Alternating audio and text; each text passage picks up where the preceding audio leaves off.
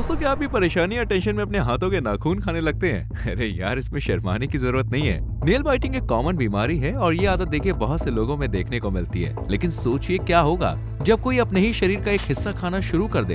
यकीनन आपके होश उड़ जाएंगे। मगर दोस्तों, आपको घबराने की बिल्कुल भी जरूरत नहीं है, क्योंकि यहाँ पे हम एनिमल्स की बात कर रहे हैं जो खुद को खाते हैं। सबसे पहले तो ये जान लीजिए कि जानवरों की सजीव आदत को वैज्ञानिकों ने सेल्फ कैनिबलिज्म का नाम दिया है। आखिर ये जानवर इतना स्ट्रेंज बिहेव क्यों करते हैं और इसके पीछे क्या वजह हो सकती है, आइए जानते हैं।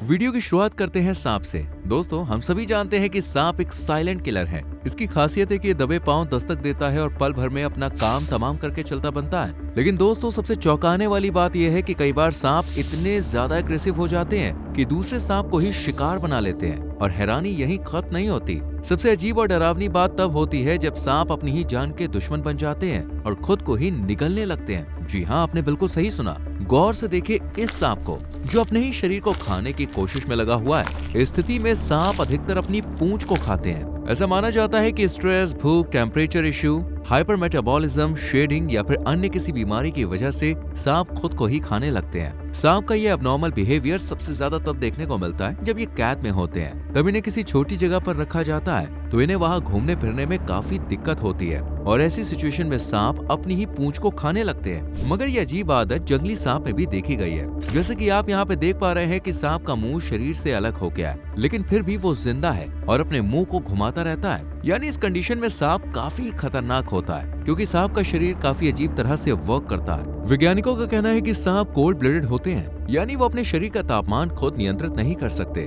उनका शरीर आसपास के वातावरण के तापमान पर निर्भर करता है। इसी वजह से सांप अक्सर सुबह के समय धूप में बैठकर अपने शरीर को गर्म करते हैं। लेकिन अगर बहुत ज्यादा गर्मी पड़ जाए और सांप को ठंडक ना मिले तो वो भ्रमित हो सकते हैं। अत्यधिक गर्मी के कारण उनका शरीर हाइपर मेटाबॉलिज्म नाम की स्थिति में पहुंच सकता है। इस स्थिति में सांप का शरीर ये सोचने लगता है कि वो भूखा है, भले ही ऐसा ना हो। ऐसे में सांप अपने आसपास जो भी चीज पाता है उसे खाने की कोशिश करता है, इवन अगर वो उसकी अपनी पूंछ क्यों ना हो। सांप इस भ्रम में अपनी पूंछ को शिकार समझकर निगलने की कोशिश करता है। इस अजीब व्यवहार को ओरोबोरोस कहा जाता है, जो सांपों के खुद को खाने की घटना को दर्शाता है।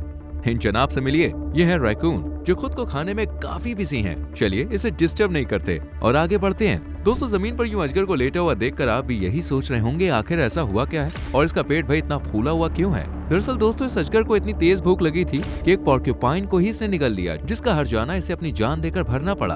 आमतौर पर शिकार करने वाले जानवर जानते हैं कि पोर्क्यूपाइन कोई मामूली जानवर बिल्कुल भी नहीं है जिसे अपना निवाला बनाया जाए। इसके शरीर पर काफी लंबे और नुकीले कांटे निकले होते हैं, जो इन्हें प्रेडेटर एनिमल से बचने में मदद करते हैं। यही वजह है कि शेर और लेपर्ड जैसे खूंखार शिकारी भी इनसे पंगा नहीं लेते। अगर कोई गलती से इन्हें खाने की कोशिश करता है ना, तो इनके कांटे उल्टा शिकारी के मुंह में फंस जाते हैं, जिसके बाद उन्हें निगलना काफी टफ होता है। दोस्तों, अजगर ने भी यही गलती कर दी, जिसके चलते भाई साहब उसकी मौत हो गई।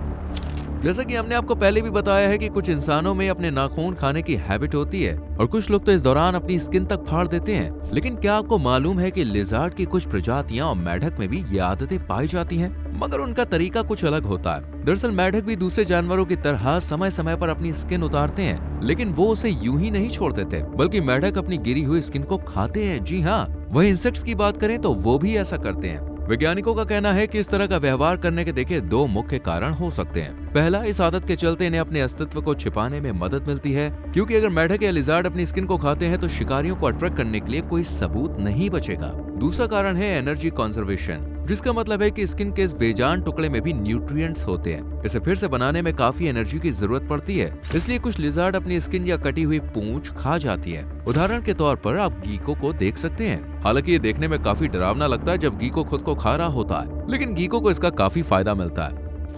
ये मामला है थाईलैंड का, जहां बाघ को इस हालत में देखकर निश्चित तौर पर यह कहना मुश्किल होगा कि आखिर इसके पिछले पैर पर क्या हुआ है भाई। वहीं इस शेर के पैर के साथ भी कुछ ऐसा ही देखने को मिला, जो शिकारियों द्वारा फैलाए गए जाल में फंस गया था। लेकिन दोस्तों, ये मामला सिर्फ जाल का नहीं है, बल्कि उस मुश्किल घड़ी का है जब जानवर इनमें बुरी तरह फंस जाते हैं और उनसे बाहर निकलने के लिए इन्हें काफी संघर्ष करना पड़ता है। इस तरह की मुसीबत से बचने के लिए जानवर कभी कभी अपने ही शरीर के अंगों को कुतरने लगते हैं। साल 2016 की बात है, जहां कुछ लोगों को एक मादा भालू जाल में फंसी हुई मिली। जब लोगों ने उसके करीब जाकर देखा तो वो शॉक रह गए। बताते हैं कि जब मादा भालू का पैर जाल में फंस चुका था तो उसने जान बचाने के लिए अपने ही पंजे को कुतर लिया था। जब घायल भालू को अस्पताल पहुंचाया गया तो डॉक्टर्स को इसका पंजा काटना पड़ा, लेकिन अब वो ठीक थी। आपको बता दें कि भालू अकेला नहीं है, बल्कि ऐसे बहुत से जानवर हैं जो इस तरह के हादसों का शिकार होने के बावजूद भी जिंदा है और सरवाइव कर रहे हैं। लेकिन दोस्तों, इन जानवरों को हम कैनिबलिज्म कैटेगरी में नहीं रख सकते, क्योंकि ये शिकारी जानवर अपने अंगों को खाते नहीं है।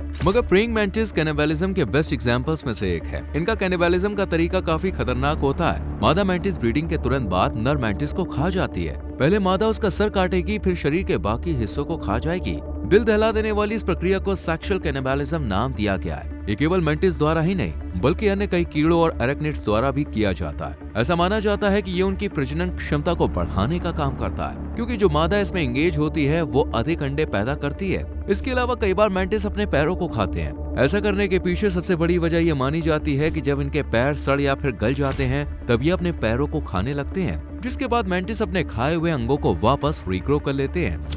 जब हम इंसेक्ट्स की बात कर ही रहे हैं, तो हम तितलियों को कैसे इग्नोर कर सकते हैं भाई? जी हाँ, वही खूबसूरत और रंग बिरंगी तितलियां जिनका लाइफ साइकिल काफी स्ट्रेंज होता है। जब कैटरपिलर कोकून स्टेज में होता है तो ये एक समय के बाद खाना बंद कर देता है और ये टहनी या पत्ते पर उल्टा लटक जाता है और खुद रेशमी कोकून बना लेता है या चमकदार क्रिसलिस में बदल जाता है। क्रिसलिस के अंदर कैटरपिलर एक नए क्रिएचर में बदल रहा होता है। ऐसा करने के लिए जरूरी है कि पुराने कैटरपिलर शरीर को तोड़कर कुछ नया बनाया जाए। इसलिए क्रिसलिस के अंदर कैटरपिलर का शरीर अंदर से बाहर तक खुद को डाइजेस्ट करता है। ये खास तरह का एंजाइम छोड़ता है जो लगभग पूरे कैटरपिलर को लिक्विड फॉर्म में कन्वर्ट करना शुरू कर देता है। अगर आप इस स्टेज पर किसी कोकून को काट कर देखते हैं ना, तो उसमें एक स्मूथली लिक्विड कैटरपिलर निकलेगा। हालांकि उस कैटरपिलर ओज के अंदर छोटे छोटे सीक्रेट स्ट्रक्चर्स होते हैं, जिन्हें नॉर्मल आंखों से देखना भाई काफी टफ है। इसमें कोशिकाओं के विशेष समूह होते हैं, जिन्हें कैटरपिलर स्टेज में इमेजिनल डिस्क कहा जाता है। कुल मिलाकर मुद्दे की बात यह है कि तितली भी अपने जीवन चक्र के दौरान खुद को खाती है।